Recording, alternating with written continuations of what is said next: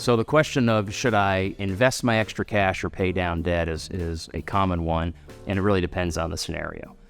Not all debt is created equal. What's the cost of that debt? The time frame of that debt? Where would you want to save it? What's the saving intent for? All of those things matters. As an example, if the cost of my debt is low and I think I can earn a higher amount in an investment, it might make sense. So an example would be the cost of debt is 3% interest and I can earn 6% or more in an investment. Well, it's probably better off that I just go ahead and save and invest that money. If conversely, if my debt cost is north of 10%, it's going to be hard to out-earn that. I think the other factor is everybody really needs an emergency fund. I'm a big believer in that because if an unexpected expense occurs, let's say a home repair, an auto repair, medical expense, loss of job, if you don't have an emergency fund, then you're probably going to accumulate more debt. And usually that debt that you accumulate in that scenario is pretty costly. And so having an emergency fund, saving before you go ahead and aggressively pay down debt probably makes sense in that scenario. And keep in mind that not all debt is created equal. So credit card debt is very different than a mortgage.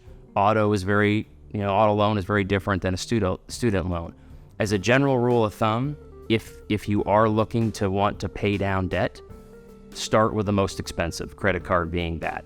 Then after you tackle that, then it's probably what can you pay off the quickest. So an auto loan before you tackle off a student loan, before you tackle off a mortgage.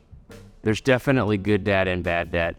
Bad debt being credit card, and credit card debt, where you're having north of 10%, 14, 17, in some cases over 20% interest.